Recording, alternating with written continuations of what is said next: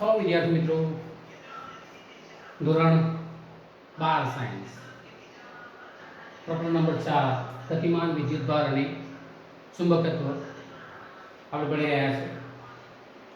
હવે આપણો જે ટોપિક છે એ પોઈન્ટ આઉટ થાય છે સાયક્લોટ્રોન તરફ। તો સાયક્લોટ્રોન ભણતા પહેલા આપણે બે વસ્તુઓ સમજવી પડશે। એમાંથી એક છે કે જ્યારે કોઈ વિદ્યુતભાર આપેલા ચુંબકીય ક્ષેત્રને લંબ રૂપે રહીને ગતિ કરતો હોય ત્યારે એનો ગતિમાર્ગ કેવો થશે। એ ગતિમાર્ગને આધારે એની ત્રિજ્યા, એની આવૃત્તિ, એનો આવર્તકાળ કેવો હશે। જો વિદ્યુતભાર થીટા ખૂણે દાખલ થતો હોય, આપેલા વિદ્યુત ક્ષેત્ર સાથે થીટા ખૂણો બનાવીને દાખલ થતો હોય પ્રારંભિક વેગથી, તો એનો ગતિપથ કેવો થશે।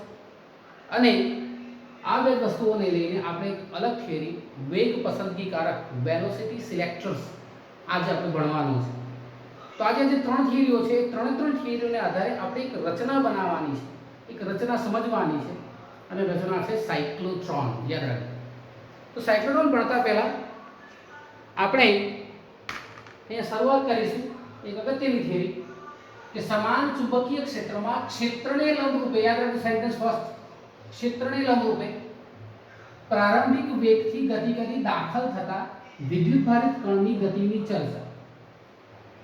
તો અહીં આગળ ચુંબકીય ક્ષેત્રમાં વિદ્યુતભાર દાખલ થાય છે, ચુંબકીય ક્ષેત્રમાં વિદ્યુતભાર અહીંયા દાખલ થાય છે એટલે એના પર શું લાગશે કે ચુંબકીય બળ આપણે યાદ કરી લઈએ કે જ્યારે કોઈ પણ ચુંબકીય ક્ષેત્રમાં, સમાન ચુંબકીય ક્ષેત્રમાં વિદ્યુતભારિત કણ દાખલ થાય તેના પર લાગે ચુંબકીય બળ અને એનું મૂલ્ય આપણે હશું Fm q v cross b। q v cross b આપણી પાસે આ સૂત્ર હતું, ચુંબકીય બળ Fm q v cross b। તો આ જે ચુંબકીય બળ છે એમાં અહીંયા ક્રોસ પ્રોડક્ટ છે v cross b, એટલે આપણે લખતા હતા q v b sin theta, જ્યાં થીટા શું છે તે તમારા v અને b વચ્ચેનો ખૂણો, v અને b વચ્ચેનો ખૂણો એટલે કે વિદ્યુતભારના કણની દિશા, વિદ્યુતભાર કણની દિશા અને b વચ્ચેનો ખૂણો, આપણે આટલું યાદ રાખીએ છીએ। એના આધારે આપણે ત્રણ કિસ્સાઓની ચર્ચા કરી હતી કે જો v અને b એકબીજાને સમાંતર હોય, સમાંતર હશે તો થીટા 0 હશે, પ્રતિ સમાંતર હશે તો થીટા 180 હશે। આવી બધી જ પરિસ્થિતિઓની અંદર કે જ્યારે v is parallel to b और v is anti parallel to b, આ બંને કિસ્સાની અંદર આપણો Fm ચુંબકીય બળ 0 મળે, ચુંબકીય બળ 0 મળે છે। અને જ્યારે v is perpendicular to b હોય, v is perpendicular to b હોય, આવી પરિસ્થિતિમાં તમારો Fm qvb હોય, એટલે કે મહત્તમ હોય એવું આપણે જોયું છે। એટલે કે જ્યારે ચુંબકીય ક્ષેત્રની અંદર વિદ્યુતભારિત કણ ગતિ કરતો હોય અને ચુંબકીય ક્ષેત્રને સમાંતર દાખલ થાય, અહીંયા ઉદાહરણ તરીકે જોઈએ, ધારો કે અહીંયા મારી પાસે ચુંબકીય ક્ષેત્ર આપેલા પાટિયાના આ જે બોર્ડ છે, ગ્રીન બોર્ડ, એની અંદર તરફ જતી દિશામાં અહીંયા ચુંબકીય ક્ષેત્ર છે એવું આપણે ધારી લઈએ છીએ।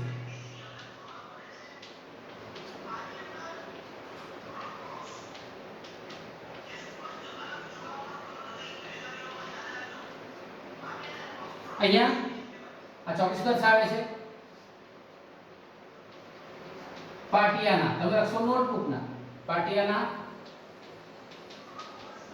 સમતલની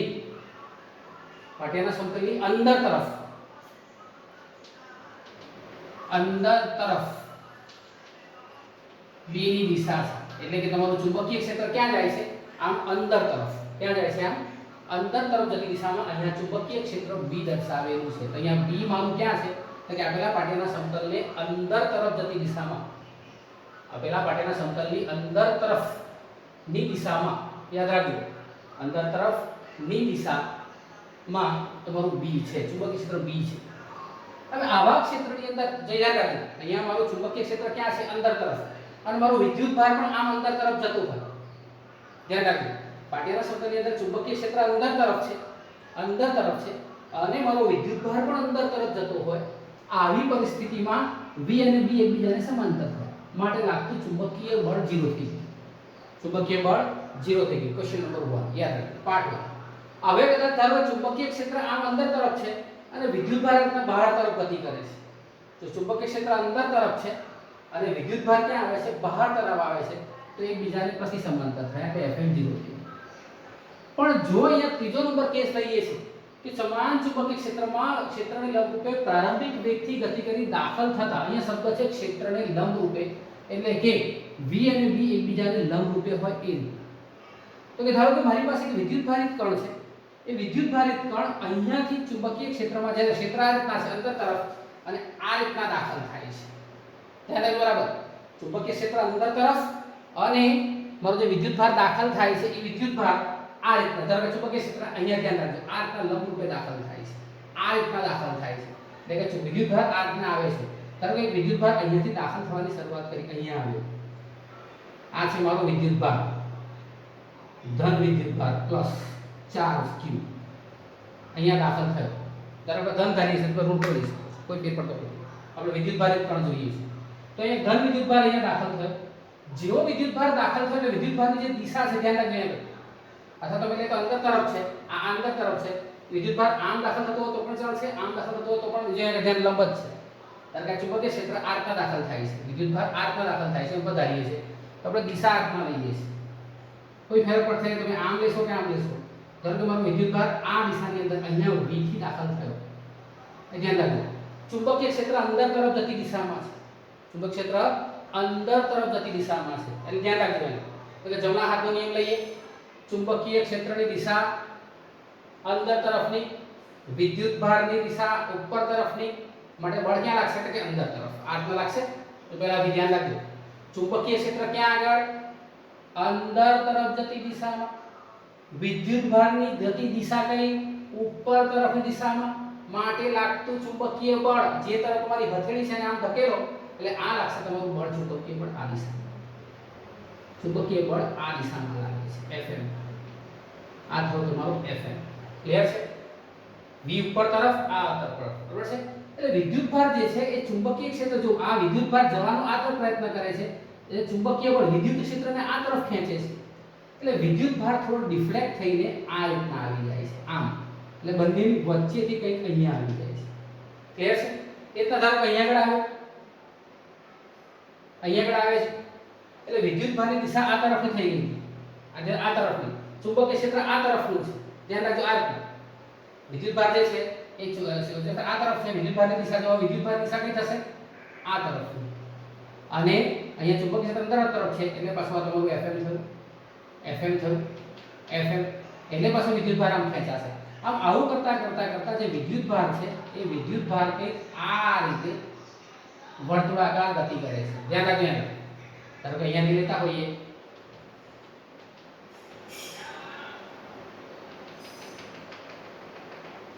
ધ્યાન રાખજો બરાબર. ક્વેશ્ચન બરાબર તમારે ધ્યાન રાખવાનું છે.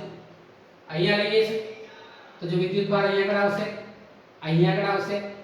ધારો કે અહીંયા આગળ આવી ગયો તો અહીંયાના વેગની દિશા આ તરફ, ચુંબકીય ક્ષેત્ર આ તરફ, એટલે એને લાગતું બળ જે છે એ લાગતું બળ અહીંયા લઈએ.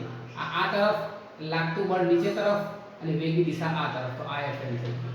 કેટલા અહીંયા લઈએ તો વિદ્યુતભારની દિશા આ તરફ, લાગતું બળ જુઓ તો કે અહીંયા આ તરફ. એટલા અહીંયા લઈએ તો કે અહીંયા આગળ તમારા વિદ્યુતભારની દિશા આ તરફ અને લાગતા બળની દિશા ઉપર તરફ, Fm. અને આ આનું સેન્ટર છે, કેન્દ્ર O. એટલે કે અહીંયા આગળ જ્યારે સમજો બરાબર ધ્યાનથી, જ્યારે કોઈ પણ વિદ્યુતભારિત કણ આપેલા ચુંબકીય ક્ષેત્રમાં ક્ષેત્રને લંબ રૂપે દાખલ થતો હશે ત્યારે એનો આ ગતિમાર્ગ છે એ વર્તુળાકાર બને છે. ગતિમાર્ગ કેવો બને છે? વર્તુળાકાર બને છે. એટલે કે આપેલો વિદ્યુતભાર કેવી ગતિ કરશે? આવી વર્તુળમય ગતિ કરે છે. આવી વર્તુળમય ગતિ કરે છે. એનો ગતિમાર્ગ જો અહીંયા આગળ દર્શાવ્યો છે. આનો વેગ પ્રારંભમાં આટલા દાખલ થયો, ચુંબકીય ક્ષેત્ર આ રીતના છે. વિદ્યુતભાર આ રીતના દાખલ થયો, ચુંબકીય ક્ષેત્ર આ રીતના છે. એટલે બંને એકબીજાને લંબ રૂપે થયા, એટલે ક્ષેત્રને લંબ રૂપે વિદ્યુતભાર દાખલ થયો. આવી પરિસ્થિતિમાં આના પર લાગતું બળ Fm qvb થઈ ગયું. આ Fm નું મૂલ્ય કેટલું હોય? qvb જેટલું હોય. ક્લિયર છે? તો Fm નું મૂલ્ય qvb જેટલું હોય છે.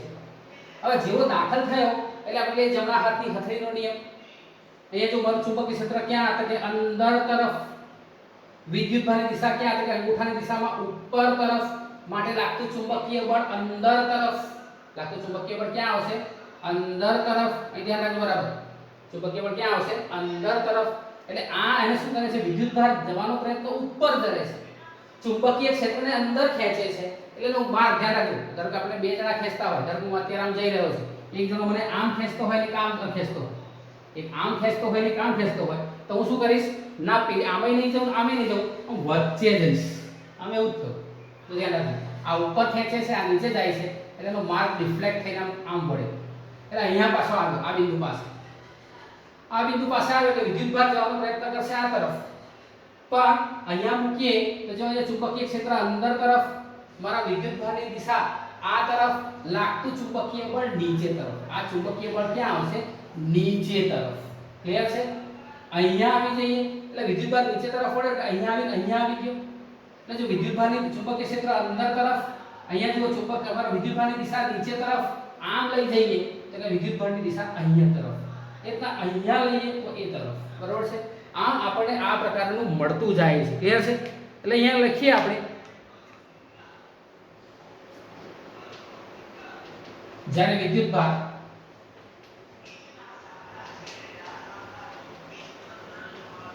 સમાન ચુંબકીય ક્ષેત્રમાં લંબ રૂપે દાખલ થાય ત્યારે theta is equal to 90 degree. કેમ કે v is perpendicular to b. આપણે પેલો કેસીસ અહીંયા આપણે લખીએ છીએ. હવે આપણાને કરીએ.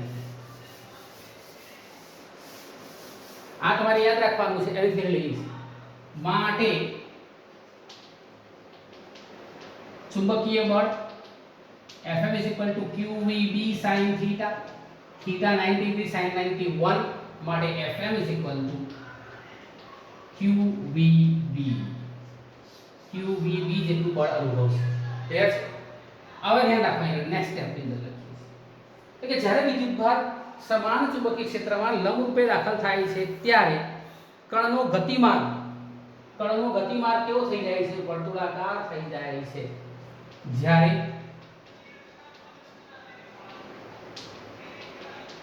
વિદ્યુત ભારિત કણ ચુંબકીય ક્ષેત્રમાં, સમાન ચુંબકીય ક્ષેત્રમાં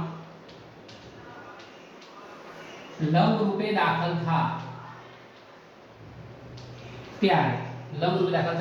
ત્યારે કણનો ગતિમાર્ગ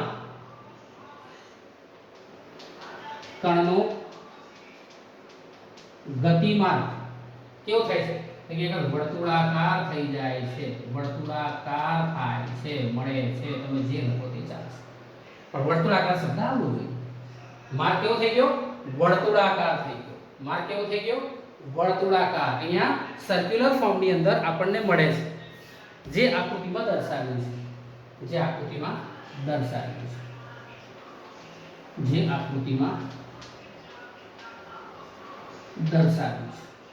ક્લિયર છે? ધ્યાન રાખો આપણે બરાબર.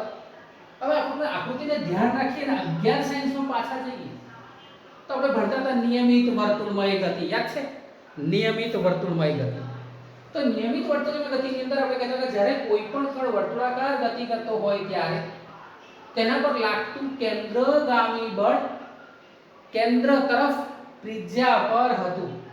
એટલે કે કેન્દ્ર તરફ ત્રિજ્યા પર લાગતું આ બળ જેને આપણે કહેતા હતા કેન્દ્રગામી બળ. શું કહેતા હતા? કેન્દ્રગામી બળ. મગજમાં ક્લિયરન્સ રાખો. જ્યારે કોઈ પણ વિદ્યુતભાર અથવા આપણે કોઈ પણ કણ વર્તુળાકાર માર્ગે ફરતો હોય તો વર્તુળાકાર માર્ગે ફરતા આ કણ માટે શું કહીએ છીએ આપણે?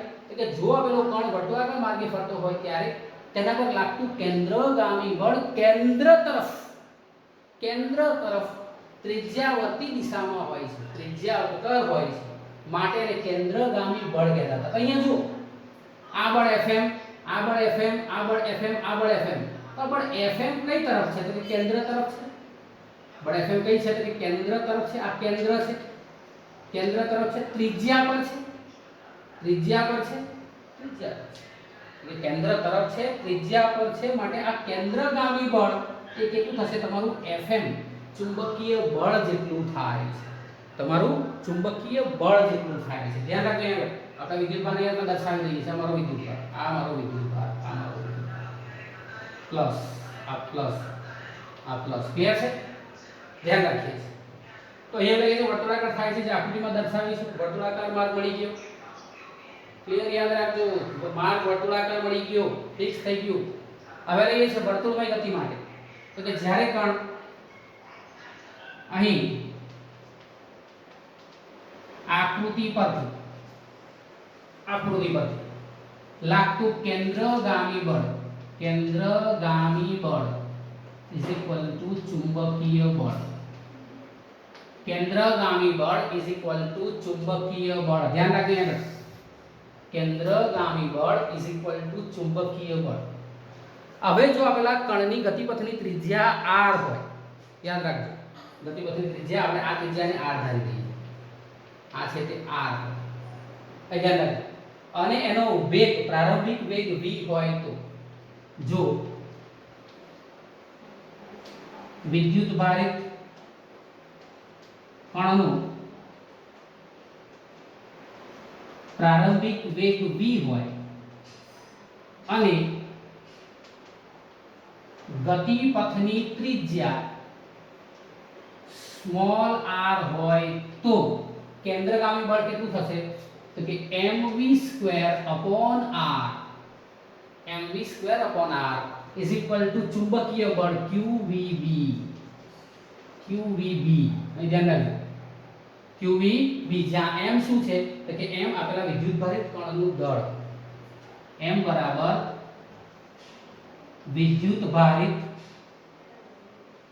કણનું દળ. ક્લિયર છે? વિદ્યુત ભારિત કણનું દળ છે, એ ધ્યાન રાખજો બરાબર મિત્રો.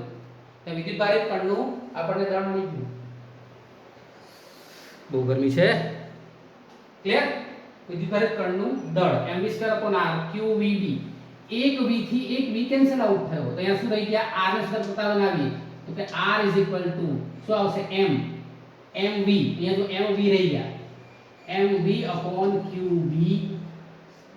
r is equal to mv upon qb. માટે અહીંયા ગતિપથની ત્રિજ્યા r એ mv upon qb જેટલી હશે. પરંતુ mv is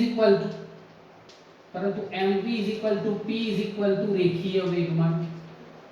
કણનું રેખીય વેગમાન, વિદ્યુત ભારિત કણનું રેખીય વેગમાન માટે r is equal to આપણું સમીકરણ નંબર 1 આને દઈ દીધું.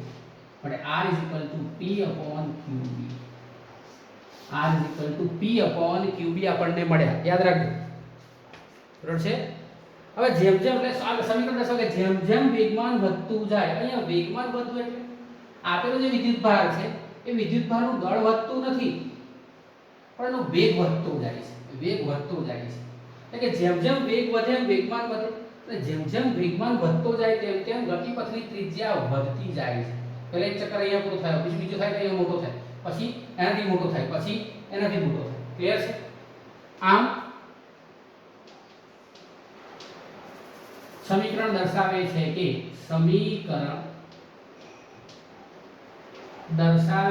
કે જેમ જેમ કણનું વેગમાન વધે તેમ તેમ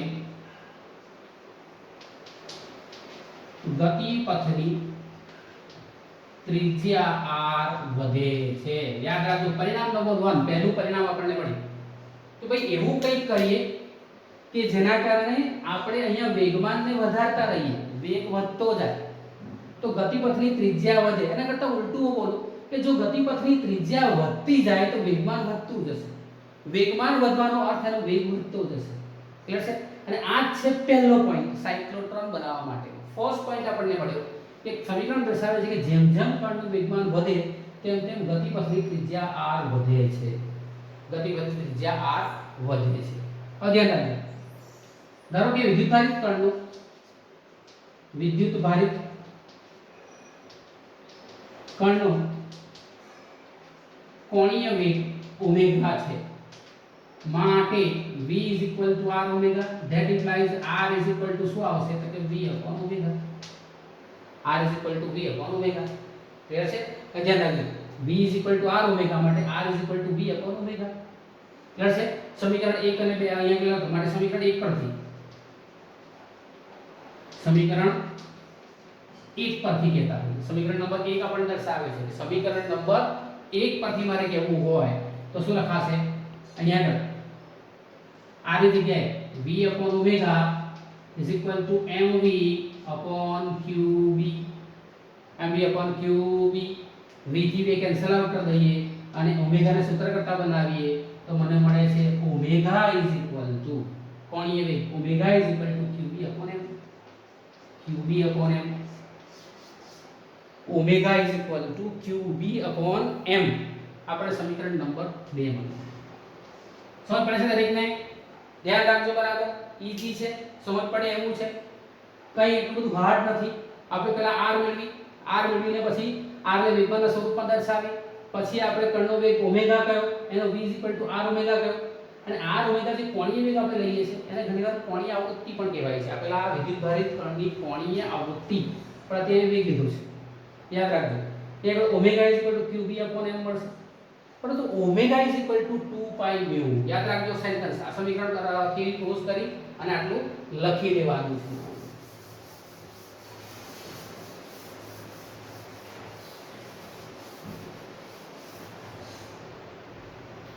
ધ્યાન રાખો પરંતુ ઓમેગા 2 પાઈ mu જ્યાં mu આવૃત્તિ આપેલા કણની આવૃત્તિ યાદ રાખજો ઓમેગા 2 પાઈ nu মানে 2 પાઈ nu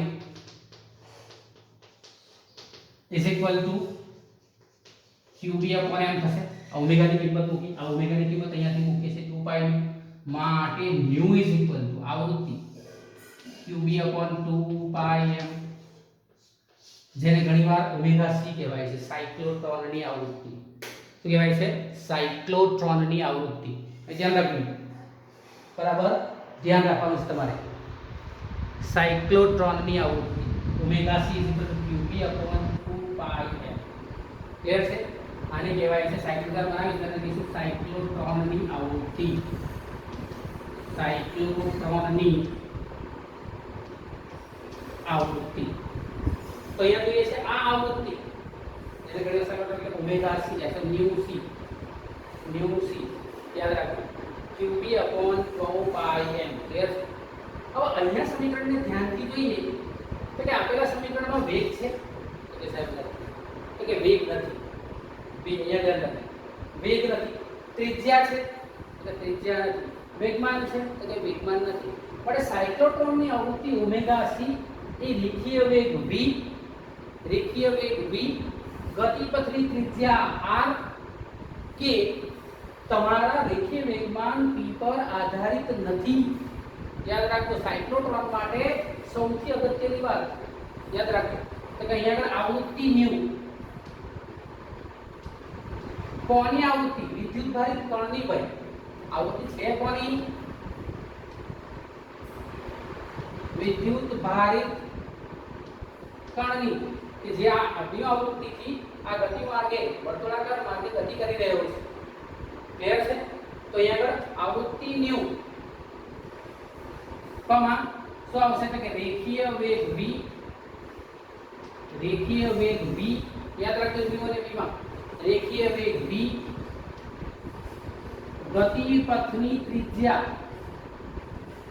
સ્મોલ r કે અહીંયા આગળ લઈએ રેખીય વેગમાન p પર આધારિત નથી એટલે વેગમાન જેટલું વધવું હોય એટલું વધે ત્રિજ્યા જેટલી વધવી એટલી વધે વેગ v ગમે એટલો વધે આવૃત્તિને કોઈ ફેર થવાનો નથી આવૃત્તિ પર કોઈ ફેરફાર થવાનો નથી ક્લિયર છે યાદ રાખજો તો અહીંયા આગળ nu qb upon 2 પાઈ m દર્શાવે છે કે અહીંયા ગતિપથની ત્રિજ્યા યાદ રાખજો એ ના તો રેખીય વેગ v ગતિપથની ત્રિજ્યા r ઘણીવાર શબ્દ ચોપડીમાં લખેલો હોય છે ઊર્જા અહીં ઘણીવાર લખેલો છે p કે ઊર્જા કઈથી આવી તો વેગની પરથી 1/2 mv2 ભાઈ વેગ પર આધારિત નથી તો ગતિ ઊર્જા પર કઈથી આધારિત છે સમજ પડે છે ને એટલે ઘણીવાર ચોપડી પર લખેલું હોય છે આવૃત્તિ v રેખીય વેગ v ગતિપથની ત્રિજ્યા r કે રેખીય વેગ p કે ઊર્જા પર આધારિત નથી ऊर्जा कहीं આવી વેગ પરથી પણ હાફ એમ સ્ક્વેર પરથી એટલે કે ઊર્જા પર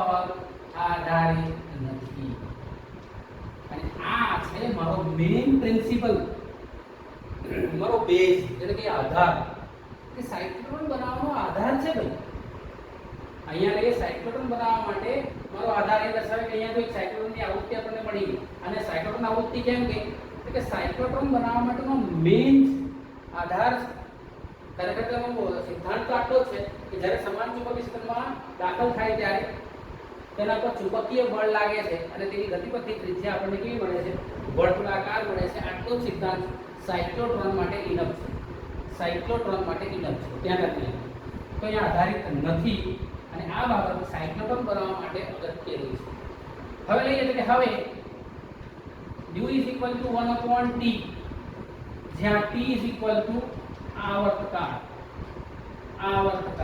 અને આવર્તકાળના વ્યસ્તને આવૃત્તિ કહેવાય છે આવર્તકાળના વ્યસ્તને આવૃત્તિ કહેવાય છે આપણે કહીએ છીએ u = 1/t u = 1/t આપણને મળી ગયા ક્લિયર છે કિંમતો મૂકી દઈએ u = 1/t તો t માટે આવર્તકાળ t દાખલા બનાવવા માટે તમારે કામ લાગશે આવૃત્તિનો વ્યસ્ત શું આવશે 2πm/qb આવર્તકાળ 2πm/qb જેટલો હોય છે તો આપણે આવર્તકાળ મળ્યું ઇલેક્ટ્રોન માટે લઈએ પ્રોટોન માટે પણ બીજું ધારી 2πm/qb ઇલેક્ટ્રોન લેતા તો eB લઈશું પ્રોટોન લેતા આવશે તો eB લઈશું ક્લિયર છે પણ મોટાભાગે સાયક્લોટ્રોનમાં આપણે ધન વિદ્યુતભારની વાત કરવાની છે ઋણ વિદ્યુતની વાત કરવાની નથી યાદ રાખો મોટાભાગે ઇલેક્ટ્રોનની વાત નથી કરવાની આપણે પ્રોટોનની વાત કરવાની છે વિદ્યુત ભારિત કણની વાત કરવાની વિદ્યુત કણમાં ખાસ કરીને પ્રોટોનની વાત કરવાની આ પહેલી વાત આપણી છે કે સમાન ચુંબકીય ક્ષેત્રમાં ક્ષેત્રને લંબરૂપે પ્રારંભિક વેગથી ગતિ કરી દાખલ થતા વિદ્યુત ભારિત કણના ગતિની આખી ચર્ચા અહીંયા આપણે પૂરી કરી તો આ થિયરી તમારા માટે અગત્યની એટલા માટે છે કે તમારે એના પછી જે સાયક્લોટ્રોન બનવાનું છે એમાં બધા જ પરિણામોનો ઉપયોગ તમારે પુનઃ કરવાનો છે આવૃત્તિનું સમીકરણ ગતિપથની ત્રિજ્યાનું સમીકરણ એના કોણીય આવૃત્તિનું સમીકરણ ઓમેગાને ઘણીવાર કોણીય વેગ જે કોણીય આવૃત્તિ પણ કહે છે સાયક્લોટ્રોનની કોણીય આવૃત્તિ અથવા સાયક્લોટ્રોનની આવૃત્તિ કે સાયક્લોટ્રોન આવૃત્તિ ઓમેગા µc પણ કહેવાય છે ક્લિયર તો તમારે યાદ રાખવાનું છે એના પછીની આપણી જે થિયરી છે એમાં થોડુંક આપણે સેન્ટેન્સ ચેન્જ કરીએ છીએ તો ધ્યાન રાખજો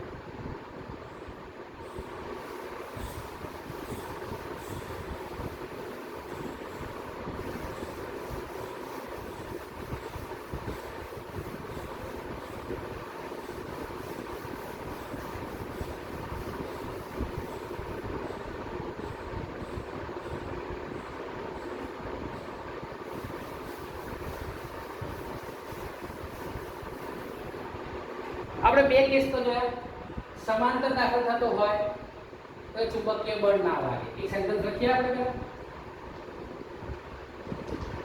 સમાંતર દાખલ થાય તો વિદ્યુત ભાર ચુંબકીય ક્ષેત્રમાં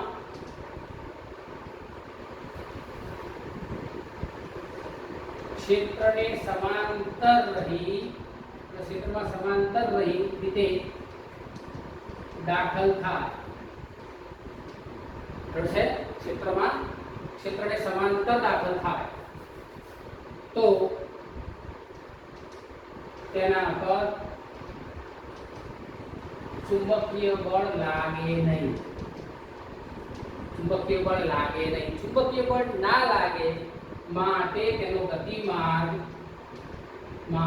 તેનો ગતિમાન રેખીય હોય સેન્ટેન્સ યાદ રાખો આપણે ફર્સ્ટ ભણી ગયા છે કે v is parallel to b તો theta is equal to 0 sin 0 0 તો લાગતું બળ fm is equal to 0 અને જો બળ નથી લાગતું ચુંબકીય બળ નથી લાગતું માટે એનો ગતિપાત કેવો હોય રેખીય સેકન્ડ આપણે હમણાં શીખ્યા કે જો વિદ્યુતભાર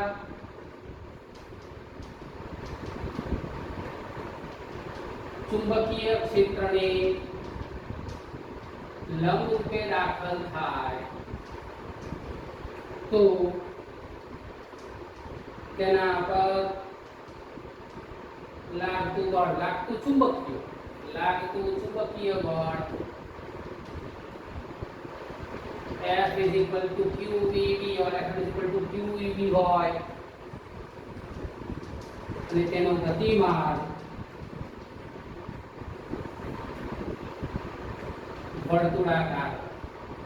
તો અહીંયા આપણે લઈએ છીએ V સમાંતર ઘટક, V સમાંતર ઘટક, વેગનો સમાંતર ઘટક, અને અહીંયા લઈએ છીએ વેગનો લંબ ઘટક. આ છે V નો સમાંતર ઘટક, વેગનો સમાંતર ઘટક, અને આને લઈએ છીએ વેગનો લંબ ઘટક. યાદ રાખજો, વેગનો સમાંતર ઘટક, વેગનો લંબ ઘટક. ધ્યાન રાખજો, આ બે ઘટકો છે. સમાંતર ઘટક હશે બળ નહીં લાગે, ગતિમાર્ગ રેખીય હશે.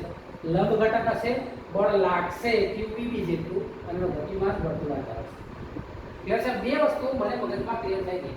તો એના આધારે આપેલા સમાન ચુંબકીય ક્ષેત્રમાં ક્ષેત્ર સાથે થીટા ખૂણે દાખલ કરી.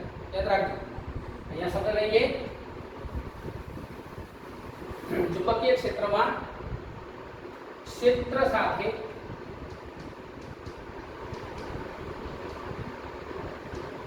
થીટા ખૂણો બનાવી, ક્ષેત્ર સાથે થીટા ખૂણો બનાવી પ્રારંભિક વેગથી ગતિ કરી દાખલ થતા વિદ્યુતભારિત ખંડની ગતિની ચર્ચા આપણી પાસે કરી દીધી. બહુ લાંબી ગેર નથી, ઈઝી છે. આપણી પાસે બે ટેગ લાઈન છે, હાઇલાઇટ કરી દીધી છે. સમાંતર દાખલ થશે, બળ નહીં લાગે, માર્ગ રેખીય થઈ જશે. લંબ રૂપે દાખલ થશે, F = QEB જેટલું બળ લાગશે, અને એનો ગતિમાર્ગ વર્તુળાકાર હશે. ગતિમાર્ગ કેવો હશે? વર્તુળાકાર હશે. તો આપણી પાસે આ એક સેન્ટેન્સ આપણી પાસે ગતિનું મળી ગયું છે. આપણી પાસે પરિણામો છે, મેં ચર્ચા અલગ અલગ આપણે કરી દીધી છે. બે વસ્તુઓ, કોણ અને સમાંતર ઘટક અને લંબ ઘટક. તો અહીંયા લઈએ છીએ કે ભાઈ મારી પાસે ચુંબકીય ક્ષેત્ર છે. ધ્યાન રાખો કે જો મારી પાસે ચુંબકીય ક્ષેત્ર છે, એ ચુંબકીય ક્ષેત્ર કંઈક આ મુજબ છે. ધ્યાન રાખો, આ એક લઈએ છીએ આપણો આ એક ઘટક, અહીંયા લઈએ છીએ બીજો ઘટક, અને આપણે લઈએ છીએ ત્રીજો ઘટક. અહીંયાથી આ ત્રણ દિશાઓ લઈએ છીએ. આ મારી x દિશા, આ મારી y દિશા, અને આ z દિશા. ધ્યાન રાખજો, x y અને z.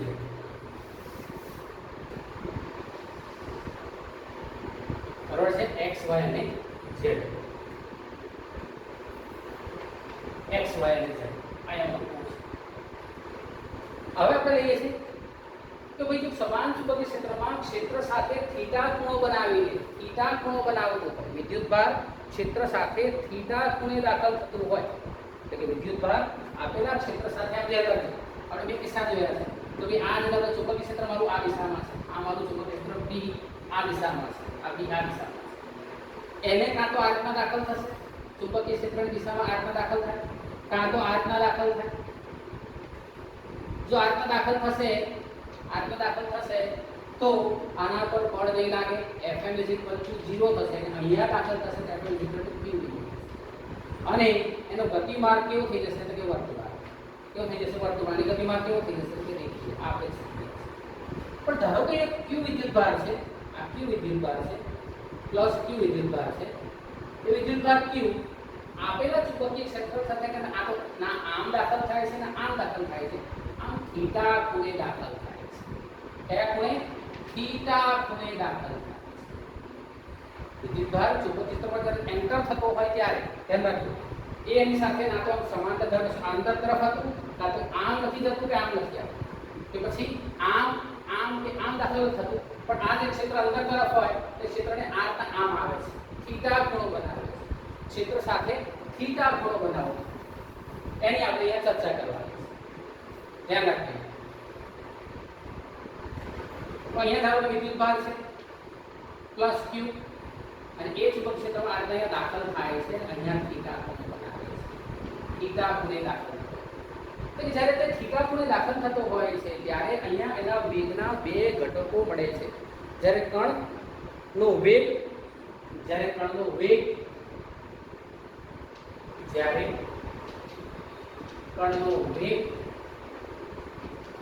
ચુંબકીય ક્ષેત્ર સાથે થીટા ખૂણો બનાવે ત્યારે બે ઘટકો મળે છે. કોના વેગના? બે ઘટકો મળે છે. નંબર 1, વેગનો समांतर घटक જેને આપણે કહીશું બી પેરેલલ. નંબર 2 વેગનો લંબ ઘટક જેને આપણે કહીશું બી પરપેન્ડિક્યુલર. આ વેગ સમાંતર છે ચુંબકીય ક્ષેત્રને, વેગ લંબ છે ચુંબકીય ક્ષેત્રને. યાદ રાખજો, વેગ સમાંતર છે ચુંબકીય ક્ષેત્રને, વેગ લંબ છે ચુંબકીય ક્ષેત્ર. બી પરપેન્ડિક્યુલર ટુ બી પેરેલલ ટુ બી. ક્લિયર છે? એ બે ઘટકો. अब वेगना समांतर घटकने कारण चुंबकीय क्षेत्रमां समांतर दाखल थाय त्यारे ए लईए वेगना समांतर घटकना कारणे, याद राखो, वेगना समांतर घटकने कारणे विद्युत भार पर लागतु चुंबकीय बळ शून्य बने અને તે ક્ષેત્રની દિશામાં શું કરશે? તો કે રેખીય ગતિ કરશે. દિશામાં જાય છે તે રેખીય ગતિ થઈ ગઈ, રેખીય ગતિ કરશે. અહીંયા પહેલો ઘટક વિદ્યુત ભારને ક્યાં લઈ જવા માંગે છે? કે સીધો ચાલ.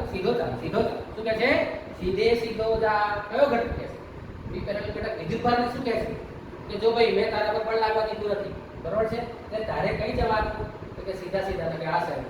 તો કે અહીંયાથી જે ઘટકો મળ્યા મને, અહીંયા એક ઘટક આ મળશે, એક ઘટક આ મળશે. થીટા તરફનો ઘટક cos, એટલે આ ઘટક cos અને આ ઘટક sin. ધ્યાન રાખજો, બે ઘટક. એટલે આ થયો મારો પેરેલલ ઘટક, આ થયો મારો પરપેન્ડિક્યુલર ઘટક. ક્લિયર છે? તો કે આ જે ઘટક છે અહીંયા ધ્યાન રાખજો, આ ઘટક એને આ તરફ લઈ જવાનો પ્રયત્ન કરે છે. વિદ્યુત ભારને ક્યાંય થયો એટલે કે તું આમ ચાલ ભાઈ, પણ આ જે લંબ ઘટક છે, જ્યારે ધ્યાન રાખજો, વેગના લંબ ઘટકના કારણે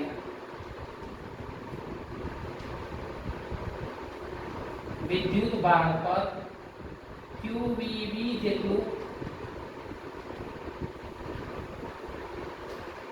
चुंबकीय बल लागशे. QVB જેટલું ચુંબકીય બળ લાગશે. પરિણામે તેનો ગતિમાર્ગ વર્તુળાકાર બનશે. આ પહેલો ઘટક કે સીધો ચાલ, આ ઘટક કે વર્તુળાકાર થયો. એટલે થયું શું? અહીંયા આગળથી આ જે ઘટક છે એ ઘટક જ્યાં નીકળ્યો, અહીંથી નીકળ્યો, એટલે એનો ગતિમાર્ગ સીધો આ રીતે, ધ્યાન રાખજો, આ રીતના જાય છે. તો અહીંયાથી અહીંયા સુધી, તો જો અહીંયા આગળ આ લઈએ, આ વેગ આ તરફ છે, અહીંયા લઈએ તો કે આ વેગ આ તરફ છે. પછી ધ્યાન રાખજો, ચુંબકીય ક્ષેત્ર જે છે એ ચુંબકીય ક્ષેત્ર વેગ જોને આ તરફ લઈ જવાનો પ્રયત્ન કરે છે. વેગના જે ઘટકો છે એ વેગના ઘટકો આપણે આમ લઈએ, આ ઘટકને આમ લઈએ, બે વેગના ઘટકો આપણને મળે છે. ક્લિયર છે? એ વેગના ઘટકો પરપેન્ડિક્યુલર ઘટકો છે. આખા ગતિમાં બીટા વેગ આ બી આવશે, તો આ થયો તમારો બી પરપેન્ડિક્યુલર ઘટક, બી પરપેન્ડિક્યુલર ઘટક. ક્લિયર છે? અને આ આપણો બી ઘટક, આપણો બી જે છે આ બી થીટા ખૂણે નીકળી જાય, એટલે આ બી છે થીટા ખૂણે નીકળે છે. ક્લિયર છે? આ ધ્યાન રાખવાનું. હવે થયું આ ઘટક માટેનો માર્ગ જુઓ, પરિણામી માર્ગ ના તો રેખીય છે ના તો વર્તુળાકાર છે. એનો માર્ગ કેવો છે? સ્પાઇરલ. કેવો છે? સ્પાઇરલ, જેને આપણે કહીએ હેલિક્સ, હેલિકલ આકારનો અથવા સર્પિકલ આકારનો. એટલે પરિણામે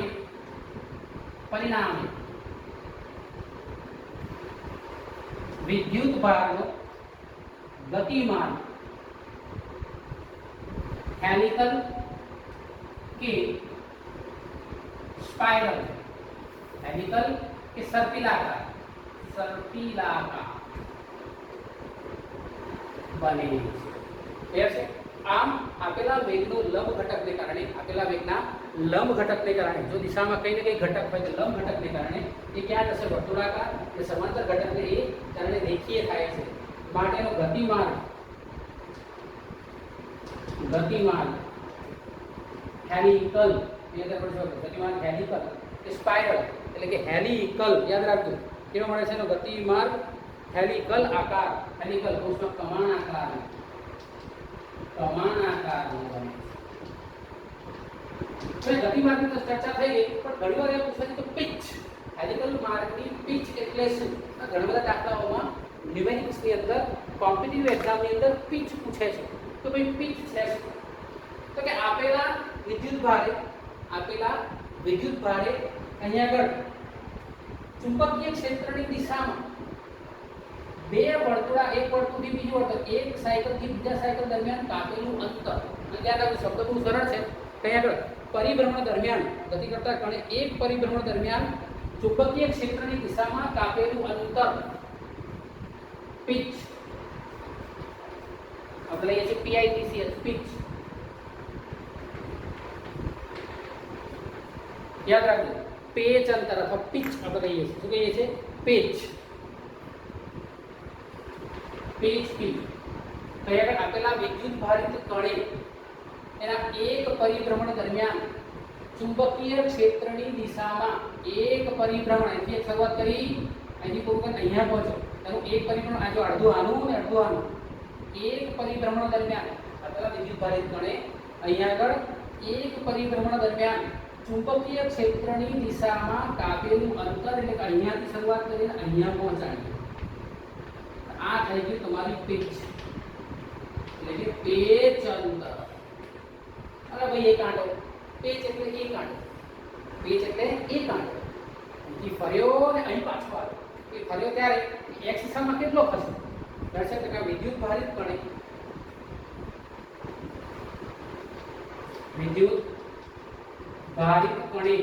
યાદ રાખજો, વિદ્યુત ભારિત કણે એક પરિભ્રમણ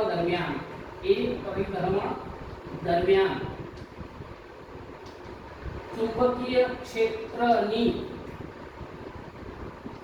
દિશામાં કાપેલા રેખીય અંતરને પેચ પી કહે છે. યાદ રાખજો, અગત્યનું સેન્ટેન્સ. આપેલા વિદ્યુત ભારિત કણે એક પરિભ્રમણ દરમિયાન એક પરિભ્રમણ પૂરું કર્યું, અહીંથી થઈને અહીંયા પૂરું થયું, અડધું અહીંયાથી આ અડધું અને આનું અડધું, એક પરિભ્રમણ દરમિયાન એક ચક્ર પૂરું કરે ત્યારે એક પરિભ્રમણ દરમિયાન ચુંબકીય ક્ષેત્ર દિશામાં કાપેલા રેખીય અંતરને, તો અહીંયા ધ્યાન રાખો શું કહીએ છીએ? પેચ. તો અહીંયા રેખીય અંતર અહીંથી અહીં જાય, તેનો વેગ કયો હોય? કે સાહેબ સમાંતર ઘટક. વેગ કયો હોય? કે સમાંતર ઘટક. તો v સમાંતર એટલે શું? v સમાંતર સાહેબ v cos θ. v સમાંતર એટલે v cos θ. ધ્યાન રાખો. તો માટે આપેલા કણો v ની દિશાનો વેગ નો ઘટક v parallel is equal to v cos θ થશે. v parallel એટલે v cos θ. ધ્યાન રાખજો બરાબર છે. v cos θ ક્લિયર છે? હવે મારે કાપેલું અંતર શોધવાનું છે. માટે v ની દિશામાં કાપેલું રેખીય અંતર is equal to પેચ અંતર. Patch p is equal to શું આવશે? અંતર ગુણ્યા સમય. તો કે વેગ ગુણ્યા સમય. અંતર પર સૂત્ર શું છે? યાદ રાખજો કે ભાઈ અંતર બરાબર વેગ ગુણ્યા સમય. વેગ કયો? તો કે પેરેલલ. સમય કેટલો? તો કે આવર્તકાળ t. p is equal to v parallel into t. માટે p is equal to v parallel એટલે કેટલા? v cos θ. અને t આપણા મળતા આવી ગયા છે આવર્તકાળ t 2 pi m upon qb. 2 pi m upon qb, જ્યાં t is equal to 2 pi m upon qb. Clear છે?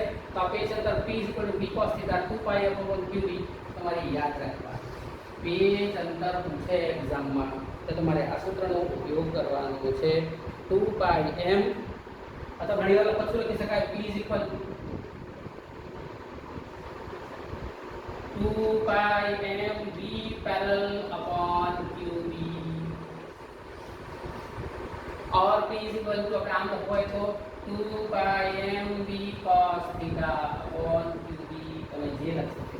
આ કહ્યું તમારું પેચ અંતર. ક્લિયર છે? ખાલી માર્ગની ત્રિજ્યા, હેલિક્સ માર્ગનું અંતર. ધ્યાન રાખજો. હવે એક ચક્ર એટલે અડધું આખું થઈ ગયું. તો ખરેખર તો એક ચક્રની ત્રિજ્યા એટલે પીચ થઈ શું? હેલિકલ માર્ગની ત્રિજ્યા. હેલિકલ માર્ગની ત્રિજ્યા એટલે ઘણીવાર પીચની જગ્યાએ ત્રિજ્યા, હેલિકલ ત્રિજ્યા, હેલિક્સ માર્ગની ત્રિજ્યા એક પરિભ્રમણ કરે એટલે કાપેલું અંતર, એક ચક્ર દરમિયાન કાપેલું અંતર. અહીંયા ધ્યાનથી જોશો તો આની ત્રિજ્યા કેટલી પાસે, ત્રિજ્યા પૂછશે તમને પેજ પૂછશે, તમારે પેજને કરવાનું છે. આજની ત્રીજી થિયોરી યાદ રાખજો મિત્રો. થોડુંક લાંબો વિડીયો થશે પણ આપણે આ એક ટોપિક આપણે પૂરો કરવાનો પ્રયત્ન કરીએ. જે ટોપિક લઈને ચાલીએ છીએ એ ટોપિકને પૂરો કરવાનો પ્રયત્ન કરીને આવતીકાલે સરસ મજાની રીતે સાયક્લોટ્રોન ભણીશું.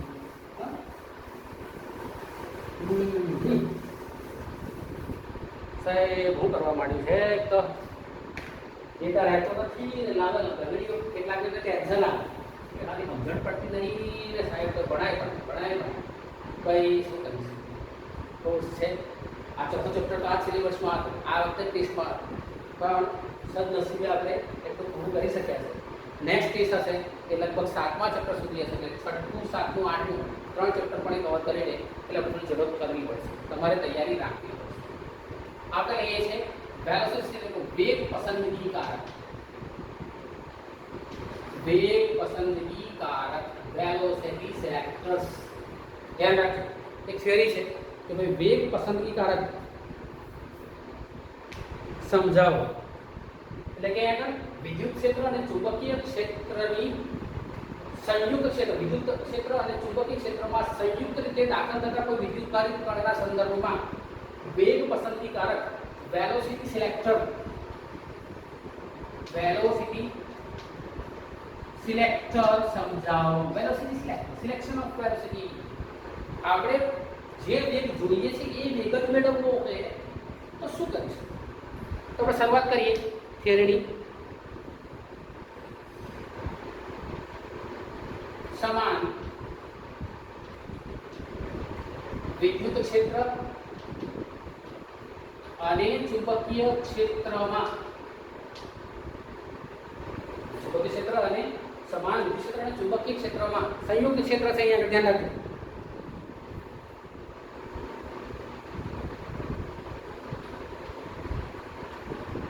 કોઈ વિદ્યુતભાર q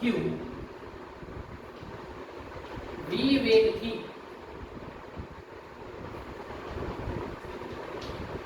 દાખલ થતો હોય ત્યારે તેના પર લાગતું બળ એટલે લોરેન્ટ્ઝ બળ. આપણે ભણી ગયા છે લોરેન્ટ્ઝ બળ. લાગતું બળ F is equal to q into E plus V cross B. F is equal to Q into E plus V cross B. यहाँ आपका आटલું બળ હતું. F is equal to Q into E plus V cross B. Clear છે? હવે આપણે એક એવો અલગ કેસ લઈએ, કિસ્સો એવો લઈએ. આટલા સુધી મને ખબર છે કે લોરેન્ટ્ઝ બળ Q into E into V plus B જેટલું હોય છે. હવે આપણે કિસ્સો એવો વિચારીએ નંબર 1 સ્ટેપ નંબર 1 આપેલું જે વિદ્યુત ક્ષેત્ર E છે અને ચુંબકીય ક્ષેત્ર VB છે એ બંને એકબીજાને લંબરૂપે હોય. યાદ રાખજો. તો અહીંયા આગળ કિસ્સો એવો વિચારીએ છે કે યા એવું વિચારો, એવું ધારીએ કે જો વિદ્યુત ક્ષેત્ર E અને ચુંબકીય ક્ષેત્ર B બંને એકબીજાને પરસ્પર લંબ હોય એટલે કે E is perpendicular to B હોય. આપણે એવું વિચારીએ છીએ. અને નંબર 2 આની અંદર અને તમારા કણનો વેગ v એ E અને B બંનેને લંબ હોય. તો સરસ મજાનો જો વિચારો. B આ તરફ, E આ તરફ અને ચુંબક વેગ કે આ તરફ. ત્રણ દિશાઓ થઈ ગઈ પહેલાથી. તમારું E એટલે ઉપર તરફ, B એટલે આ તરફ અને તમારું ચુંબકીય ક્ષેત્ર અહીંયા આ તરફ. આવું વિચાર. આપણે એક એવી આકૃતિ વિચારીએ કે જ્યાં આગળ આપણે ત્રણ વસ્તુઓને લઈએ. કેસ નંબર 2 હમણાં આકૃતિ દોરી છે અને અને કણનો વેગ v, કણનો વેગ v, વિદ્યુત ક્ષેત્ર E અને ચુંબકીય ક્ષેત્ર B બંનેને લંબ રૂપે હોવા. એટલે કે E is perpendicular to V અને V is perpendicular to V અને ત્રીજું પાછું શું તો કે E is perpendicular to P. ત્રણ એવી કન્ડિશન વિચારી, એવી પરિસ્થિતિ વિચારીને કે જેમાં નંબર 1 E અને P લંબ હોય, વિદ્યુત ક્ષેત્ર અને ચુંબક ક્ષેત્ર એકબીજાને લંબ હોય. નંબર 2 એક આપણે એવું કહી શકીએ કે કણનો વેગ v વિદ્યુત ક્ષેત્ર E અને ચુંબકીય ક્ષેત્ર B બંનેને લંબરૂપ હોય. એટલે કે E એ V ને લંબરૂપ હોય, B પણ V ને લંબરૂપ હોય અને E અને B બંને આને કહેવાય છે ક્રોસ ફિલ્ડ. કહેવાય છે ક્રોસ ફિલ્ડ. આ પ્રકારની પરિસ્થિતિને CROSSED ક્રોસ ફિલ્ડ કહે છે. ક્રોસ થઈ ગયું ભાઈ. ક્યાં? ધ્યાન રાખવાનું. એટલે સૌથી પહેલા આપણે લઈએ છીએ આ થઈ ગયો મારો વિદ્યુત ક્ષેત્ર E, વિદ્યુત ક્ષેત્ર E. આ થઈ ગયો મારો ચુંબકીય ક્ષેત્ર B, આ z દિશા છે, આ y દિશા છે, અને આ થઈ ગયો મારો V, વેગ V, x દિશા. ક્લિયર છે? તો ધ્યાન રાખજો આ E, આ B, આ V, આ બધી કન્ડિશન લીધી છે તે E, B, V. લોરેન્સ બળ આટલું લઈએ છીએ. ક્લિયર છે? હવે તો અહીંયા આગળ આ V ની દિશા આપણે લીધી, આ E ની દિશા છે, બરાબર છે, આ V ની દિશા છે અને આ B ની દિશા છે. E, V, B થઈ ગયા. ધ્યાન રાખજો. અહીંયા આપણે બિંદુ લઈએ છીએ, યામાસ પદ્ધતિ ત્રણે પરસ્પર એકબીજાને લંબ રૂપે છે. એટલે કે વેગ આ દિશામાં જાય છે, વિદ્યુત ક્ષેત્ર E આ દિશામાં જાય છે અને z આ દિશામાં. ક્લિયર છે? હવે આપણે ચુંબકીય ક્ષેત્ર લઈએ છીએ. ચુંબકીય ક્ષેત્ર આ રીતના છે. ધ્યાન રાખજો. વેગ અહીંયા છે, B અહીંયા છે, સ્ક્રૂને મૂકી દઈએ V cross B by V cross B અહીંયા મૂકી દઈએ અને સ્ક્રૂને ફેરવીએ. જો કે આ રીતના ફેરવીશું, સ્ક્રૂ આમ ફરે તો ક્યાં જશે? સ્ક્રૂ આમ ફરશે તો કે અંદર તરફ જશે. ક્યાં જશે તો કે અહીંયા અંદર તરફ. આ ધ્યાન રાખો. પહેલા શોધ ન પડતી હોય તો આપણે ચોક લઈએ, સ્ક્રૂ મૂક્યો, બીજી દિશામાં ફેરવીએ છીએ. ક્યાં જાય છે? અંદર, અંદર, નીચે, અંદર તરફ. એટલે અહીંયા તમારો જે FB મળે છે એ FB અહીંયા આ તરફ છે, ચુંબકીય બળ આ તરફ મળે છે અને તમારું FE ઉપર જશે. આ પરસ્પર જે સમાન દિશા અને પરસ્પર વિરુદ્ધ દિશામાં છે. એટલે વેલોસિટી સિલેક્ટરમાં આપણે યાદ રાખીશું. એટલે કે અહીંયા કે લઈએ વિદ્યુત ક્ષેત્ર y દિશામાં છે. ત્યાંથી આકૃતિ પર આપણે લખીએ છીએ આકૃતિ પરથી માટે E is equal to, માટે E નું મૂલ્ય આપણે જે મળશે એ મળશે QE, E નું મૂલ્ય અથવા તો FE આપણે લઈએ.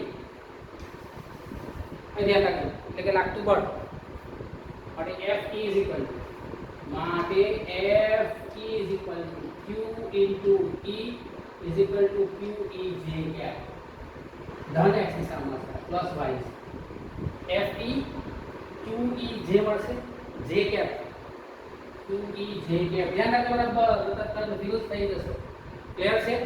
QEJ આપણને મળી જાય. ચુંબકીય સર પહેલા લઈએ આપણે ચુંબકીય બળ, પછી લઈએ છીએ હવે લઈએ છીએ વેગ. વિદ્યુત ભારિત કણનો વેગ x દિશામાં માટે v is equal to શું આવશે? તો એ લઈએ vi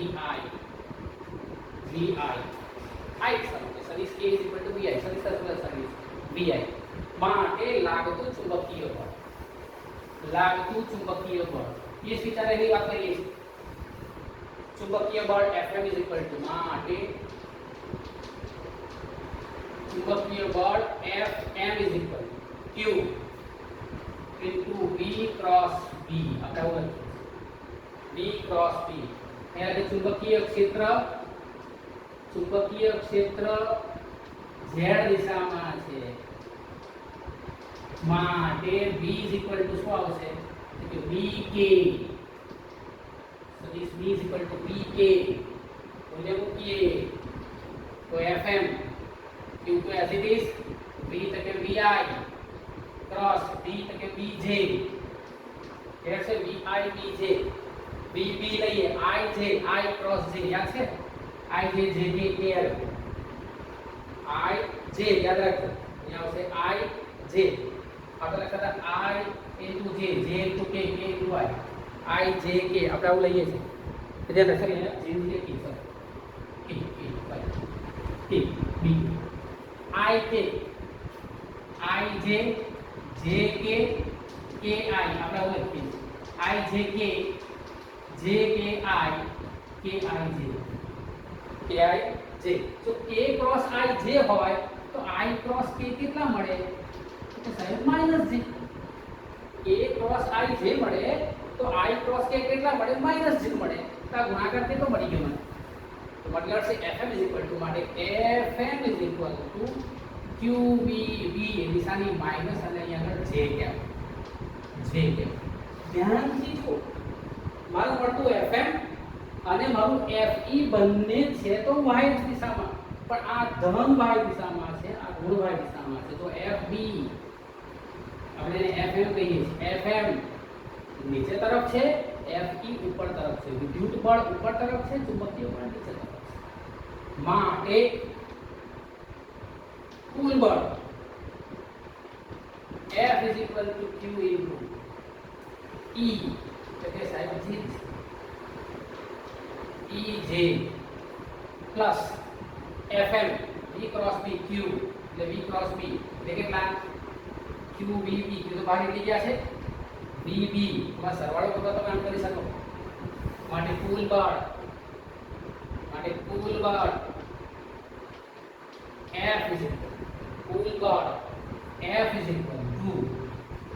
એટલે QEJ plus QEJ તો મને નોંધ આપણે એક સ્ટેપ બાજુ લખીએ F FE plus FM FE plus FM FE એટલે કેટલા QEJ plus અહીંયા કેટલા એટલે માઈનસ QBBJ જે આપણે Q કોમન કાઢી લઈએ તો આવશે Q into E plus minus BB અને આ J ને પણ બહાર કાઢી દઈએ આ તો તમારું કે યાદ રાખજો એક ફોર્મ પેલું હતું જેમાં આપણે લખતા હતા FM F Q into E plus V cross B એને આપણે સદિશ સ્વરૂપે લખીએ તો આવું લખાય Q into V આપણા જે કેસ ક્વેશ્ચન વિચાર્યો એમાં B અને B સમાંતર હોય તો વેગ એ બંનેને સમાંતર E અને B બંનેને સમાંતર એટલે કે અહીં FM અને FE પરસ્પર વિરુદ્ધ દિશામાં છે F અને FE પરસ્પર વિરુદ્ધ દિશામાં FM અને FE પરસ્પર વિરુદ્ધ દિશામાં છે યાદ રાખજો અહીંયા FE અને FM કેવા છે દિશાની માઈનસ સાથે શું દર્શાવે છે કે FM અને FE બંને પરસ્પર વિરુદ્ધ દિશામાં છે હવે ન્યૂટનની ગતિનો ત્રીજો નિયમ લાવી દઈએ કે જો FE અને FM આપેલા વિદ્યુત ભાર પર લાગતું બળ વિદ્યુત બળ અને વિદ્યુત ભાર પર લાગતું ચુંબકીય બળ FM બંને સમાન મૂલ્યના હોય તો વિદ્યુત ભાર પર લાગતું પરિણામી બળ કેવું થઈ જાય 0 અને કણનો ગતિપથ કેવો થઈ જાય રેખીય પેલામાં એક જ જોયું ચુંબકીય બળ એટલું 0 થઈ ગયું કણ રેખીય થઈ ગયો અહીંયા તો આપણે કહીએ છીએ કે FE સમાન FM સમાન બંને પરસ્પર સમાન દિશામાં છે સેન્ટેન્સ યાદ રાખજો અહીંયા આપણે બીજો લખીએ અહીંયા સમજીએ આપણે સેન્ટેન્સ લખી લઈએ કે ભાઈ અહીં FE અને FM પરસ્પર વિરુદ્ધ દિશામાં છે સેન્ટેન્સ હોય પડી બંને ભાઈ વિરુદ્ધ દિશામાં થઈ ગયા આ તમારું FE ને FM બંને કેવા છે વિરુદ્ધ દિશામાં હવે જો કંઈક એવું થાય તો કે જો FE FM થાય માનાંક મૂલ્ય લઈએ તો વિદ્યુત ભારિત કણ પર લાગતું પરિણામી બળ શૂન્ય થાય જ નહીં. શું પડે છે ના તો વિદ્યુત ક્ષેત્રના પર બળ લગાડશે કેમ કે આની અસર આને નાબૂદ કરી, આની અસર આને નાબૂદ કરી તો વિદ્યુત ભાર પર કોઈ બળ લાગતું નથી એટલે લાગતું પરિણામી બળ શૂન્ય થાય. પરિણામે શું થશે કણનો જે ગતિપથ છે એ જે કણ છે એ કણ કોઈ પણ પ્રકારનું ડિફ્લેક્શન નહીં અનુભવે. યાદ રાખજો બળ શૂન્ય થશે એટલે કણ એટલે વિદ્યુત ભારિત કણ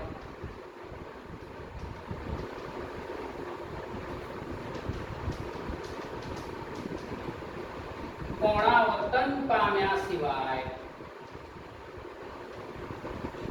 રેખીય ગતિ કરશે.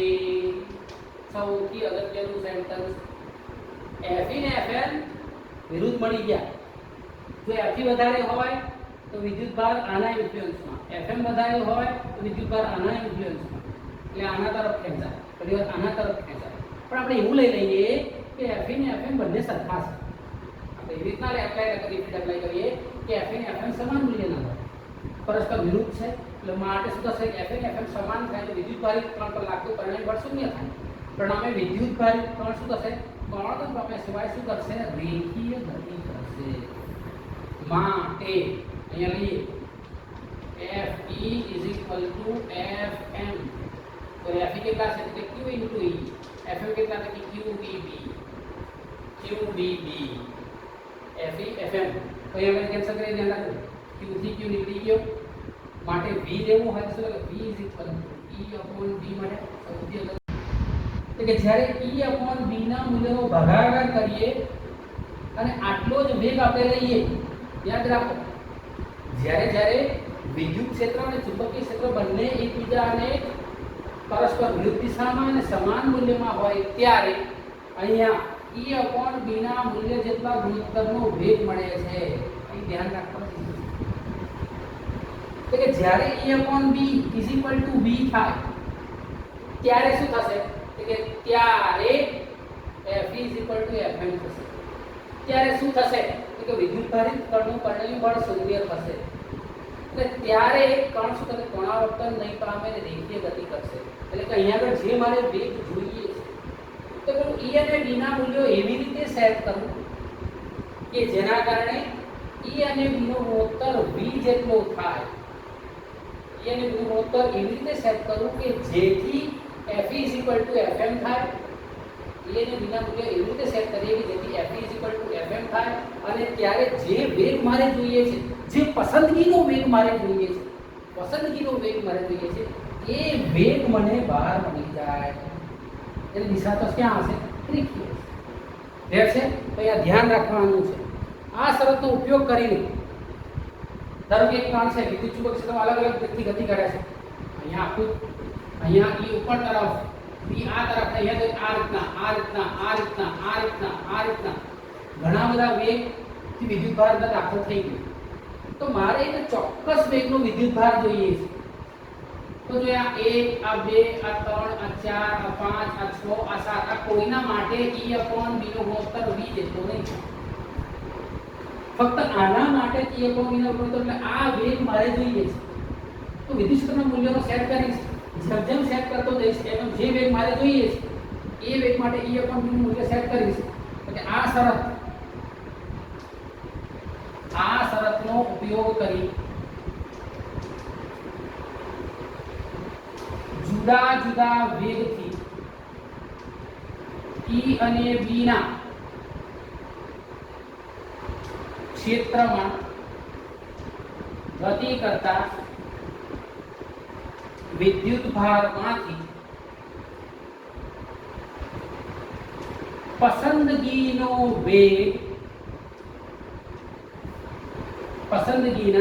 વેગથી ગતિ કરતો વિદ્યુત ભાર મેળવી શકાય. કન્ફ્યુઝ નથી થવાનું. શું કહું છું આપણે E ને B ના મૂલ્યો એવા સેટ કરીએ કે જેના કારણે Fe Fm થઈ જાય અને એવી પરિસ્થિતિમાં તમારે જે વિદ્યુતભાર અંદરથી જોઈએ છે, જે વેગનો વિદ્યુતભાર તમે જોઈએ છે, એ વેગનો વિદ્યુતભાર તમને બહાર રેખીય ગતિ દિશામાં ગતિ કરતો બહાર મળી જાય. બાકીના બધા વિદ્યુતભાર અંદર શું થઈ જાય કે ગતિ કર્યા જ કરે. આપણે જે બહાર જોઈએ છે એ વેગ જ બહાર મને મળી જાય અને આને કહેવાય છે વેલોસિટી સિલેક્ટર. છે આમ E અને B ના પરસ્પર લંબ ક્ષેત્રો, પરસ્પર લંબ E અને B ના ક્ષેત્રો વેગ પસંદગી કારક તરીકે વર્તે છે. E અને B ના પરસ્પર લંબ ક્ષેત્રો કૌંસમાં ક્રોસ્ડ ફિલ્ડ, ત્યાં લખ્યું છે ક્રોસ ફિલ્ડ, વેગ પસંદગી કારક તરીકે વર્તે છે. અને આનો જ ઉપયોગ જે થોમ્સને એના E/m રેશિયોને મેળવ્યો, વિદ્યુતભાર અને વિદ્યુતભારિત કણનું દળ, એકલ ન્યુટ્રોન દળનો જે E/m રેશિયો મેળવવા માટે કર્યો, આનો ઉપયોગ થઈ ગયો વેગ પસંદગીકારક. વેલોસિટી સિલેક્ટરનો ઉપયોગ થયો કે ભાઈ E/m નો ગુણોત્તર જે મેળવ્યો જે થોમ્સન, એ ગુણોત્તર અને આ સિદ્ધાંતનો ઉપયોગ કરીને મેળવ્યો. યાદ રાખજો. નંબર 2, આપણે જ્યારે માસ સ્પેક્ટ્રોમીટરની વાત કરીએ છીએ, બીજો ઉપયોગ આ પહેલો ઉપયોગ જે થોમ્સને E/m રેશિયો મેળવવામાં કર્યો. બીજો ઉપયોગ માસ સ્પેક્ટ્રોમીટર. માસ સ્પેક્ટ્રોમીટર તમને કદાચ યાદ હોય તો તમારે યાદ રાખતા હતા. શું કરતા હતા એના વધારે? જે માસ સ્પેક્ટ્રોનું સાધન છે કે જે તમારા વિદ્યુતભારિત કણનો માસ આપે છે. માસ સ્પેક્ટ્રોમીટર એની મદદથી Q/m ગુણોત્તર મેળવવો છે. તો માસ સ્પેક્ટ્રોમીટરની અંદર Q/m ગુણોત્તર મેળવવા માટે પણ આ જ સિદ્ધાંતનો, આ શરતનો ઉપયોગ થાય છે. માસ સ્પેક્ટ્રોમીટર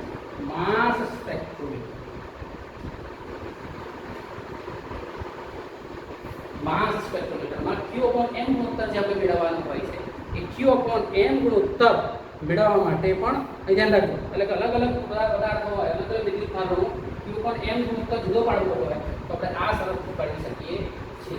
તો વેલોસિટી સિલેક્ટર છે શું? તો કે એવી રીતે કે જ્યારે E અને B લંબ હોય અને B બંને પરસ્પર લંબ હોય ત્યારે E/b નું મૂલ્ય V જેટલું મળે છે. એટલે કે જે વેગનું મૂલ્ય મારે મેળવવાનું છે એના આધારે E અને B પરસ્પર લંબ એ રીતના સેટ કરો તેના મૂલ્યો સમાન થાય, ત્યારે મને પસંદગીના વેગથી ગતિ કરતો વિદ્યુતભાર મળે છે. આમ આ પસંદગીકારક છે, પસંદગીના વેગ મારે મેળવવા માટે આને કહેવાય છે વેગ પસંદગીકારક વેલોસિટી સિલેક્ટર. થિયરી ઘણી બધી થઈ. એટલે સાયક્લોટ્રોન આજે આપણે નહીં ભણીએ. સાયક્લોટ્રોન આપણે આવતીકાલે ચર્ચા કરીશું. સાયક્લોટ્રોનની રચના, એનો સિદ્ધાંત, એનું કાર્ય કરતા થાય છે, એનો ઉપયોગ આવતીકાલે આપણે ચર્ચા કરીશું. હજુ આની અંદર આપણે બીજી 5 થિયરી બાકી છે. એટલે જો તમારા 3 વિડીયો આના થિયરી પર આવશે, પછી 2 વિડીયો તમારા દાખલાઓ પર આવશે અને આપણે ચેપ્ટરને પૂરું કરીશું. અને ચેપ્ટર 5 આપણે ઝડપથી પૂરું કરવાનું છે. સમજ ના પડે તો તરત મને પૂછી લેવાનું. પૂછીને મને કમેન્ટ બોક્સની અંદર કમેન્ટ કરો અને મહેરબાની કરીને કમેન્ટ કરતા રહો પોતાનું નામ, તો મને ખબર પડે તમે વિડીયો જુઓ છો. હજુ કેટલા લોકો વિડીયો જોતા નથી એવું લાગે છે. થોડુંક ટફ છે. કોન્સેપ્ટ તમારે સમજવા પડશે. અઘરું નથી, કોન્સેપ્ટ સમજવા પડશે. સમજી જશો તૈયાર ફટાફટ થઈ જશે. ક્લિયર છે? ધ્યાન રાખો, લખો અને જેમ બને એમ મને ઝડપથી લખીને મોકલાવો. ચોપડામાં લખીને વોટ્સએપ પર તમારા અને મોકલાવો એટલે મને ખબર પડે તમે લોકો લખો. પેપર તમે લખી નાખ્યા હશે. મિત્રો હજુ કેટલાક લોકો ચોપડા જમા કરાવ્યા નથી. ચોપડાઓ ફટાફટ જમા કરાવો. Thank you.